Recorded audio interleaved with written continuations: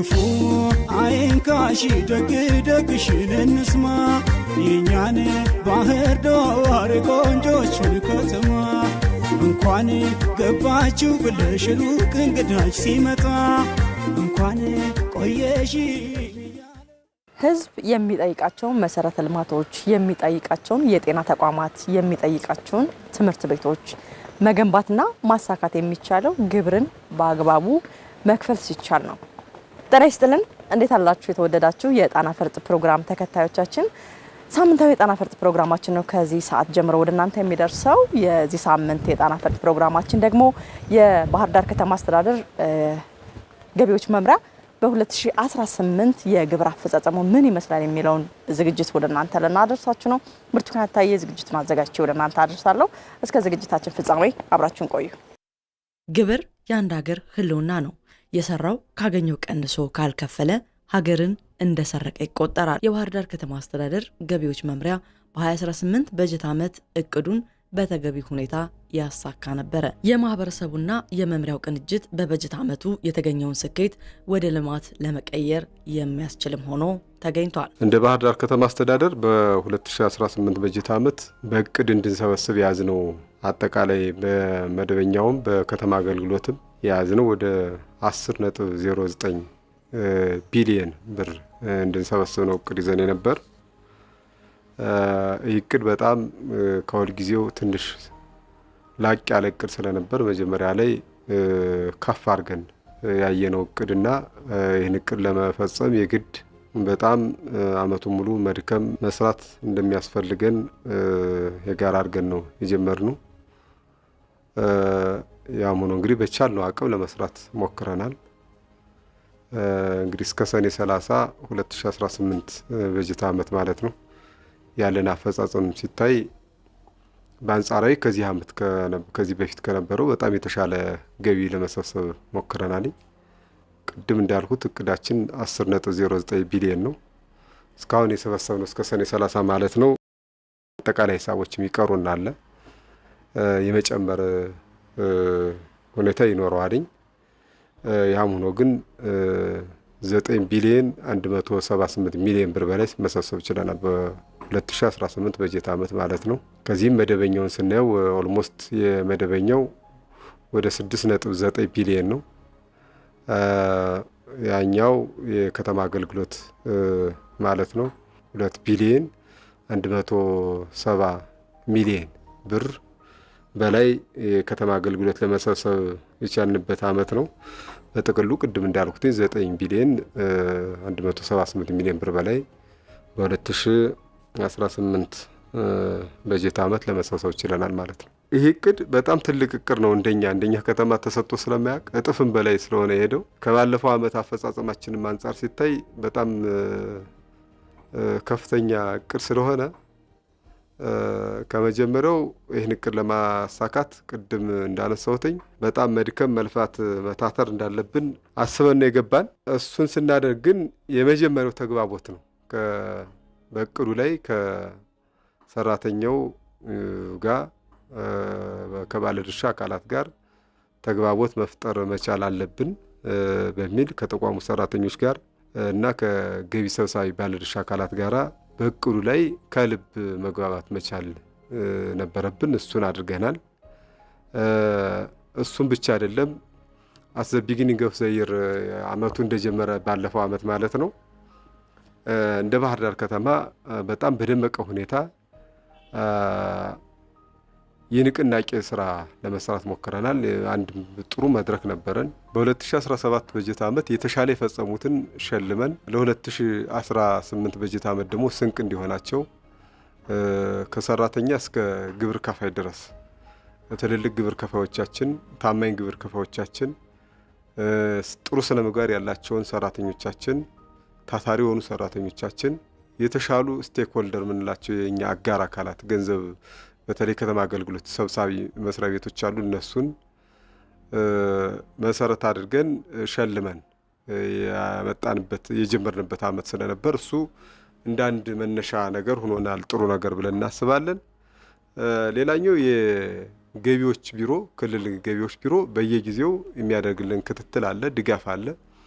እሱንም በደንብ ተጠቅመንበታል። ሃይ ሌቭል የሆኑ ኦፊሰሮች አሉ፣ ክልል ላይ ቢሮ ኃላፊዎች አሉ፣ በየጊዜው ይደግፉናል። እሱን ድጋፋቸውን እሱን ክትትላቸውን እንደ ባህር ዳር ከተማ በተገቢው ተጠቅመንበታል ማለት ነው። እሱ ብቻ አይደለም፣ እንደ ባህር ዳር ከተማ በየሳምንቱ የገቢን ስራ በልዩ ሁኔታ እየገመገምን ነው የመጣነው። በ2018 በጀት ዓመት በአብዛኛው ክቡር ከንቲባው ባሉበት አልፎ አልፎ እሳቸው በስራ ምክንያት በማይገኙበት ሰዓት ምክትል ከንቲባው ከሌሉ ፓርቲ ኃላፊዎች፣ ስራ አስኪያጅ፣ የከተማ ስራ አስኪያጅ እና ሌሎች ኮር አመራሮች ባሉበት ወይም አስተባባሪ አመራሮች ባሉበት ስራውን በልዩ ሁኔታ በጥብቅ ዲሲፕሊን እየተገመገመ የመጣበት ዘመን ስለነበር ውጤታማ አድርጎናል ብለን እናስባለን። በዚህም ዓመት ከፍተኛ ትኩረት ተሰጥቶት ይሰራል የሚባለው በዘመናዊ መንገዶች ክፍያን ማጠናቀቅ ነው። በ2017 ጀምረን የነበረው የኢታስ ሲስተም አግዞናል። የኤሌክትሮኒክስ ታክስ አድሚኒስትሬሽን ሲስተሙ በጣም አግዞናልኝ። በተለይ ለደንበኛው ቀለል ያለ እዚያው ቤቱ ሆኖ ሰርቪስ የሚያገኝበት ሲስተም ስለሆነ እሱ የተሻለ ገቢ እንድንሰበስብ አንድ ጥሩ ነገር በጣም አግዞናል ማለት ነው። ሌላኛው እንዲሁ ጥሩ ውጤት እንድናስመዘግብ አስችሎናል የምንል ተወዳዳሪ የሆኑ የስራ ሂደቶች አሉ። አንዱ ሂደት ከአንዱ ሂደት በጣም ተወዳዳሪ ናቸው። ስራቸውን አውቀው የሚመሩ የሂደት አስተባባሪዎች፣ መሪዎች አሉን። ታታሪ ሰራተኞች አሉን። በተቃራኒው ችግር ያለባቸውን ደግሞ ሲሪየስሊ በምናደርገው ግምገማና ክትትል እርምጃ ወስደናል። ከ98 ያላነሰ ሰራተኛ ላይ እርምጃ ወስደናል። ይሄ እርምጃ የሚሰራውን በጣም የሚያበረታታ የማይሰራውን ደግሞ ወደ ስራ የሚያመጣ በመሆኑ ስራችን የተሳለጠ እንዲሆን፣ ጥሩ እንዲሆን፣ የተሻለ ገቢ እንድንሰበስብ አድርጎናል ማለት ነው። ሌላኛው ጥሩ ገቢ እንድንሰበስብ አስቻለን ብለን የምናስበው እንደኛ ማህበረሰቡ ከጊዜ ወደ ጊዜ አዋጆች፣ ደንቦችና መመሪያዎች ላይ ግልጽ እየሆነ መጥቷል። በጊዜ ግብር አለመክፈል ምን ይዞ እንደሚመጣ ማህበረሰቡ እያወቀ መጥቷል። በተገቢው ማለት ነው። ምን ያክል ቅጣት ይዞ እንደሚመጣ፣ ምን ያክል ወለድ ይዞ እንደሚመጣ፣ አንዳንዴ ከጥፍ በላይ የሚሄድበት አጋጣሚ አለ። ከጥፍ በላይ ለምሳሌ 400 ሺህ ብር ይከፍል የነበረ አንድ ነጋዴ በጊዜ ባለመክፈሉ ምክንያት ወለዱ እጥፍ ሆኖ የሚመጣበት አጋጣሚ አለ። እሱ ብቻ አይደለም፣ ቅጣቱ በተመሳሳይ። ይህንን የተገነዘበ ነጋዴ አሁን አለን ማለት ነው። ያ በመሆኑ ሰው በጊዜ ግብርን የመክፈል ግብር የሀገር ጉዳይ ለሀገር የሚደረግ አጠቃላይ ክፍያ መሆኑን ማህበረሰቡ እያወቀ የመጣበት ዓመት ስለነበር እንደው አሁን ላለን አፈጻጸም የግብር ከፋዩ ሚና ቀለል አድርገን የምናየው አይደለም። ሌላኛው ቅሬታና ይግባኝ በወቅቱ ነው እያየን የመጣ። እኛ እስከ ሰኔ 30 ድረስ ያለ ቅሬታ ዘግተን የመጣን። እንግዲህ ከሐምሌ 1 ጀምሮ ሌላ ቅሬታ ይኖራል። አሁንም ቅሬታዎች፣ ይግባኞች ይኖራሉ። ይህንን ጊዜ በሰጠው ቁጥር ኦልሞስት ገቢ አለመሰብሰብ ነው። የአንዳንድ ከአዲስ አበባም ይሁን ከሌላ ክልል የግብይት መረጃ ከሚጠይቁ ነጋዴዎች ወይም ቅሬታዎች ውጭ በእኛ ሌብል የሚፈታውን የሚስተካከል ከሆነ አስተካክለን፣ የማይስተካከል ከሆነ ደግሞ ኦንታይም ምላሽ በመስጠት በኩል በ2018 በጀት ዓመት በጣም የተሻለ ነው ነበር። እንግዲህ እንደ ባህር ዳር ከተማ እየተሰበሰበ ያለው ገቢ ምን ላይ እንደሆነ ለማመላከት ከመናገር ይልቅ ማየት በጣም ይቀላል። ባህር ዳር ላይ አሁን ተጨባጭ የሆኑ የሚታዩ የትኛውም አካል የሚመሰክርላቸው በጣም በርካታ ተግባራት አሉ። ይሄ አጠቃላይ ተግባር እየተሰራ ያለው በራሳችን የውስጥ አቅም ነው። እንደ ማሳያ ብንሄድ በርካታ ሞዴል ትምህርት ቤቶች ተሰርተዋል። ሞዴል ክሊኒኮች፣ ጤና ጣቢያዎች ተሰርተዋል። ሞዴል ጤና ጣቢያዎች በጣም የሚታይ የሚጨበጥ በጣም ጥሩ መንገዶች ተሰርተዋል። የአስፋልት መንገዶች ተሰርተዋል። ጥርጊያ መንገዶች አንጻራዊ በሆነ መንገድ ተሰርተዋል። ከሁሉም በላይ ደግሞ የኮሪደር ልማቱን ማየት ተገቢ ሆነ። እንግዲህ ባህር ዳር ለሚያውቃት ከ2 ዓመት በፊት እንዴት አይነት ከተማ እንደነበረች የሚያውቅ ያውቃታል። አሁን ያለችበት እኛ እዚሁ ስለሆነ አይታወቀንም እንጂ ከባህር ዳር ወጥተው የሚመለሱ ሰዎች እንዴት እየገለጿት እንደሆነ በደንብ እሱን ማየት ተገቢ ይሆናል። የኮሪደር ልማቱ እጅግ በጣም አሳማኝ የሆነ የሚታይ የሚጨበጥ ተግባር ነው። አዳዲስ መንገዶች ለምሳሌ ከወተር ፍሮንት አልማ ያለውን መንገድ ማየት ይቻላል። ከኤርፖርት ጀምረን አባይ ማዶ ድረስ ያለውን የኮሪደር ልማት ማየት እንችላለን። የጣና ዳር ልማትን ማየት በጣም ይቻላል። ጣናን 8 ወር 9 ቦታ ላይ ነው ከህዝቡ ጋር እንዲገናኝ ያደረግነው። ጣናን እንግዳ አድርገነው ነበር ለባህር ዳር። ጣናን እንግዳ አድርገው ነበር ለባህር ዳር ነዋሪዎች እንግዳ እያደረግነው ነበር። ባህር ዳር ነዋሪ ሆነ ጣናን ማታቀበት ነባራዊ ሁኔታ እየተፈጠረ መጥቶ ነበር። ቀደም ሲል ያን ያክል ልማቱ ምኑም ስላልነበር ዝም ብለህ ሰሙየር ላይ ሄደህ እግራ ታጣጥበህ ምን የምትወጥበት ጣና ነበር። ቅርብ ጊዜ ግን ጣና በጣም ዝግ እየሆነ መጥቶ ነበር። በጣም አሁን ከህዝቡ ጋር አድርገነዋል። ስለዚህ ጣና ለባህር ዳር ህዝብ እንግዲህ አይደለም። አሁን የትኛውም ኢኮኖሚካሊ የዳበረም ይሁን ኢኮኖሚካሊ ብዙ ያልሆነ ሰው ጣና ዳር ሄዶ መዝናናት ይችላል። አሁን 8-9 ቦታ ላይ ተከፍቷል ማለት ነው። ይሄ ዝም ብሎ የመጣ ልማት አይደለም። እንደ ድሮም ዝም ብሎ በመክፈት ብቻም ያለ አይደለም። እንደምታዩት ነው። በጣም በልዩ ሁኔታ ትልቅ በጀት የሚጠይቅ ልማት ነው እዚያ ላይ የፈሰሰ። በአልማና በጊዮርጊስ መካከል ያለውን አካባቢ የሚያውቅ ያውቀዋል። ከዚህ በፊት የቆሻሻ መድፊያ ነው ነበር፣ አርቲቋጣ የምንለው አካባቢ ማለት ነው። አሁን ምን እንደሆነ እንዋል መዝናኛ ሆኖ ሰው እዛ ላይ አፍንጫውን ይዞ ይሄድ የነበረበት አካባቢ ዛሬ እዛ ላይ አየር እየማገ የሚቀመጥበት ነባራዊ ሁኔታ ተፈጥሯል። አንዳንድ የሚታዩ ሙያዊ ብልሽቶች በሀገርና በሕዝብ ዘንድ የሚፈጥረውን ዘረፋ በማሰብ የንግዱ ማህበረሰብ ከነዚህ አይነት ትብብር ራሱን መቆጠብ አለበት ይላሉ የመምሪያ ኃላፊው። የህዳር 11 መናፈሻ ስናይ አሁን ዘንባባ ተብሏል። ቀደም ሲል ህዳር 11 ይባል ስለነበር አሁን ዘንባባ መናፈሻ ስናየው ብዙ ወጣት የሚዝናናበት በጣም ያማረ የተዋበ ሆኗል። በተመሳሳይ እዚህ ግብርና ቢሮ አካባቢ ይዘን ወደ ዲፖ አካባቢ ያለውንም ስናይ አሁን እንደምታዩት ነው። የትኛውም አካል ከየትም ይምጣ አሁን የባህር ዳር ልማት ይመሰክራል። የሚታይ የሚጨበጥ ስለሆነ ይህ ሁሉ ልማት የትም የመጣ አይደለም፣ በእኛ በምንሰበሰበው ገቢ ነው። 0.5 ሳንቲም ከግብረሰናይ ድርጅት አላገኘንም፣ ከክልል ድጎማ አላገኘንም። በራሱ በባህር ዳር ገቢ የለማ ልማት ነው። እንዲያውም ሌላ የምንልከው ደግሞ ከገቢያችን በላይ ማለት ከተመደበልን በላይ የሰበሰብነው ደግሞ ወደ ሌላ ስለሚሄድ ለምሳሌ እኛ ከ4.something ቢሊዮን ብር በላይ አልተጠቀምንም። ወደ 5 ቢሊዮን የሚጠገው ለሌላ ወረዶቻችን ለሌላ ዞኖቻችን ድጋፍ ነው የሚውል ማለት ነው። ስለዚህ ባህር ዳር በራሷ እየለማች ነው። አንዳንዴ በጀት ሲያጥራት እየተበደረችም ነገ ከፍለዋለሁ በሚል በአብዛኛው ግን አሁን በሰበሰብነው አጠቃላይ የገቢ ስራ በደንብ እየለማች ያለች ከተማ ስለሆነ የሚታይ የሚጨበጥ ተግባር ስለሆነ ይሄኛው የራሳችንን በራሳችን አቅም መሆኑ በጣም አንድ ላይ እንዲደረግ ስለመፈልግ ነው። ጎን ለጎን ባለሀብቶችም የጀመሩት ልማት አለ።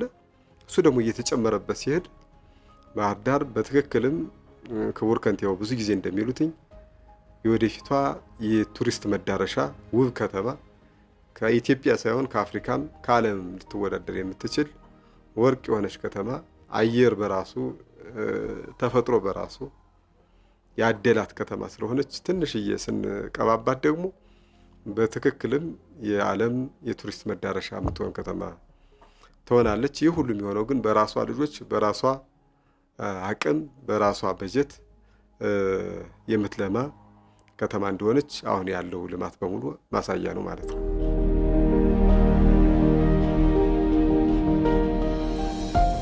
እንደ ባህር ዳር ከተማ አስተዳደር ገቢዎች መምሪያ በ2019 በጀት ዓመት ኦፍኮርስ እስካሁን የመጣልን እቅድ የለም። ያው ክልል ነው እቅድ የሚሰጠን። እንደኛ አሁን ከደረስንበት ወይም ለአስር ከነበረን እቅድ የተሻለ እቅድ እናቅዳለን ብለን ነው ያሰብነ። መነሻ ክልሉ ነው የሚሰጠን። እሱም መነሻ አድርገን እንደ ባህር ዳር ከተማ ያለየናቸው ብዙ ፖቴንሻሎችም ስላሉ ሰፋ አድርገን እናቅዳለን ማለት ነው። ባህር ዳር የምትወዳደረው እዚህ ክልል ላይ ካሉ ትንንሽ ከተሞች ጋር አይደለም። ትልልቅ ከሆኑ ከኛ ሀገር ከተሞች አንጻራዊ በሆኑ እነ አዳማ፣ እነ ጅማ፣ እነ ድሬዳዋ እነዚህ ትልልቅ ከተሞች ጋር እነ ሐዋሳ ጋር የምትወዳደር ከተማ ስለሆነች ተወዳዳሪም ብቻ ስለሆነች ሳይሆን ፖቴንሻሉም ስላላት የማህበረሰቡም ንቃተ ህሊና እየጨመረ ስለመጣ የተሻለ ገቢ እንሰበስባለን ብለን እናስባለን። በተለይ እንደ ባህር ዳር ከተማ ችግር ብለን የለየናቸው ቤዚክ የሆኑ ችግሮች አሉ። እነሱን ስንቀርፍ በተለይ ደረሰኝ መቆረጥ ጋር ተያይዞ መሰረታዊ ችግር አለ እንደ ባህር ዳር ከተማ። እሱን ስናስተካክለው ቫት አካባቢ የምናገኘው ቀላል ገቢ አይደለም። ህገወጡ ነጋዴ ወደ ህጋዊ መረቡ ለማስገባት ከንግድ መምሪያ ጋር በደንብ እየሰራን ነው። አሁን ጀምረናል። ካሁኑ ህግ የሚጥሱ አካላት ላይ ሲሪየስ የሆነ እርምጃ መውሰድ ካሁኑ ጀምረናል።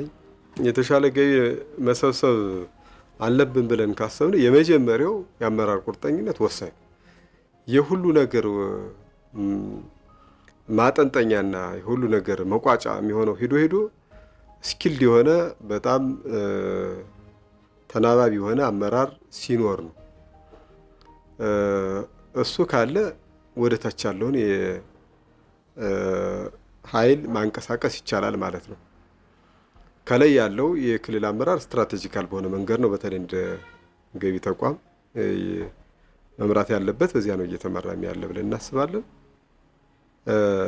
መምሪያ ላይ ጀምሮ ወደ ታች ያለው ደግሞ ልክ እንደ ካሁን በፊቱ በጣም በተደራጀ በተቀናጀ መንገድ አመራሩ ተናባቢ ሆኖ መስራት ከቻለ የተሻለ ገቢ እንሰበስባለን ብለን እናስባለን።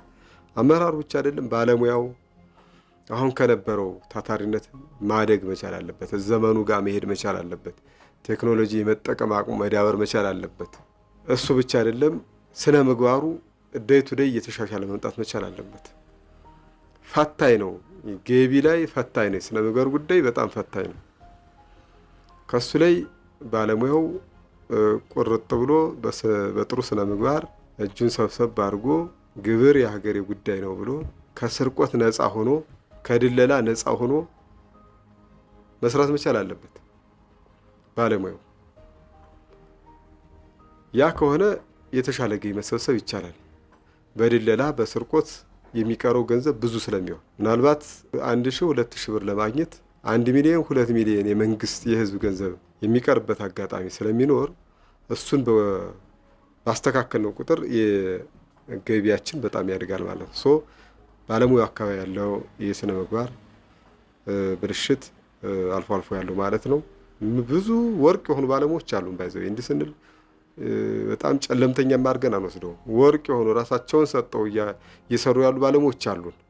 ነገር ግን በዛ ውስጥ ደግሞ ወዲያ የሚልከሰከሱ ሌቦች ስላሉ እሱን ማስተካከል ተገቢ ይሆናል ማለት ነው። ሁለተኛው ጉዳይ ማለት። ሶስተኛው ጉዳይ የንግዱ ማህበረሰብ ግብር የሀገር ጉዳይ መሆኑን በደንብ ማወቅ መቻል አለበት፣ መገንዘብ መቻል አለበት። በዛ ልክ መክፈል መቻል አለበት።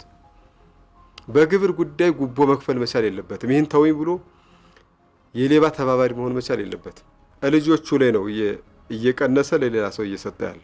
ለጊዜው ወደሱ የገባ ይመስለዋል። እንደ ሀገር ሰፋ አድርገን ካሰብነው ግን ከልጆቹ ላይ የሚቦጨቅ ገንዘብ ስለሆነ ከሚሰራ ትምህርት ቤት ላይ፣ ከሚሰራ ጤና ተቋም ላይ፣ ከሚሰራ መንገድ ላይ፣ ከሚሰራ አጠቃላይ ልማት ላይ ነው እየተሰረቀ ያለ ብሎ ማሰብ ተገቢ ነው። ማህበረሰቡ በጣም ግንዛቤውን ማሳደግ መቻል አለበት። ለዚህ እኛም ያለ ማተከት ማስተማር መቻል አለብን።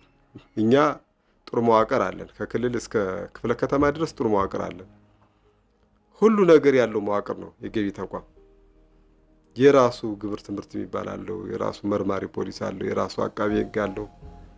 በጣም በርካታው ነገር ሁሉ የተሟላለ የራሱ ኦዲተር አለው የተሟላለት ነው። ይህንን ፋንክሽናል አድርገን ለማሰራት እኛም መቁረጥ መቻል አለብን። ማህበረሰቡም በተለይ በግብር ትምህርትና ኮሙኒኬሽን በኩል ዴይ ቱ ዴይ ትምህርት እየሰጠን ነው። ከልብ ወስዶ መተግበር መቻል አለበት ማለት ነው ማህበረሰቡ። እንዲያ ከሆነ በእርግጠኝነት 2019 የተሻለ ገቢ እንሰበስባለን። ሌላኛው ማህበረሰቡ አጠቃላይ ከንግዱ ማህበረሰብ የወጣው ማህበረሰብ ተጠቃሚው ማህበረሰብ ሊያግዘን ይገባል። ደረሰኝ የኔ ጉዳይ ብቻ መሆን የለበትም። የትኛውም ኢትዮጵያዊ የሆነ የትኛውም የባህር ዳር ነዋሪ የሆነ ለሚገዛው ዕቃ ደረሰኝ መጠየቅ መቻል አለበት። ያልተከፈለ ግብር ልማትን ያደናቅፋል። ይህ በንግዱ ማህበረሰብ በግብር ተቋሙና በህብረተሰቡ ዘንድ ሊታሰብ የሚገባው መሆኑም ተመላክቷል። ገቢያችን አሁን እንዲያድግ ከተፈለገ ማህበረሰቡ ደስ እያለው እንዲከፍል ከተፈለገ ጥሩ ነው ያዝነው። ይህንን በጣም እያሰፋን እያሳደግን ከሄድን በእርግጠኝነት የባህር ዳር ነጋዴ አብዛኛው ነጋዴ ግብር ለመክፈል ያን ያክል የሚቸገር አይደለም። አንዳንድ የሚገጥሙ ችግር አለ በእኛ ሌቭል የማይፈቱ እነሱን እኛም እያቀረብን ስለሆነ በተለይ እዚህ ከግብይት መረጃ ጋር ተያይዞ የባህር ዳር ነጋዴም ብቻ አይደለም የክልሉ ነጋዴዎች ከሲስተም የሚያስወጣ አንዳንድ ብልሹ አሰራሮች ስላሉ እዚህ አዲስ አበባ ላይ በእነሱ ቴን ነምበር ዝም ብሎ የመሸጥ ነገር ስላለ እሱ ይስተካከላል ብለን እናስባለን። ይሄኛው ሃይ ሌቭል የሚፈታ ችግር ነው። ያ ከሆነ እርግጠኛ ነኝ የምናገር የባህር ዳር ነጋዴ ግብር ለመክፈል አይኑን የሚያሻ አይደለም። የተሻለ ገቢ የሚቀጥለው አመት ላይ እንሰበስባለን ብዬ አስባለሁ። የሌባ ተባባሪ መሆን የለበትም ማህበረሰቡ። ለባለሙያውም ይሁን ለነጋዴውም ይሁን የሌባ ተባባሪ መሆን መቻል ስለሌለበት ከሱ ላይ ማህበረሰቡ አሁንም እንዲያግዘን በዚህ አጋጣሚ ጥሪ ማድረግ እፈልጋለሁ። ከዛ ውጭ ግን በእርግጠኝነት ተስፋ ያለው ሀገር ነው።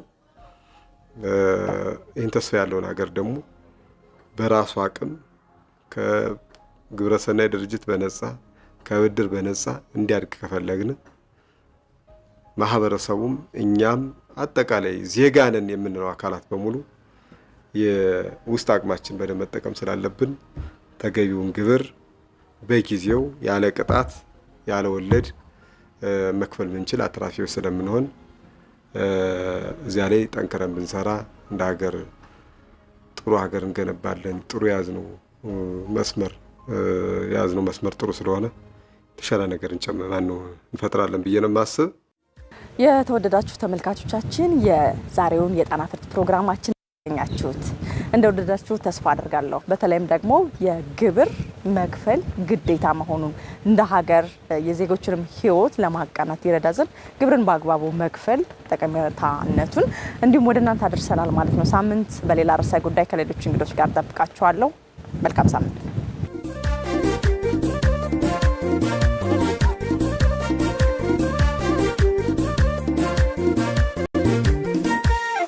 ክፉ አይንካሽ ደግ ደግሽን እንስማ የኛን ባህር ዳር ቆንጆችን ከተማ እንኳን ገባችሁ ብለሽ ሩቅ እንግዳች ሲመጣ እንኳን ቆየሽ እያለ የፍቅርሽን ጽዋ እንዲጠጣ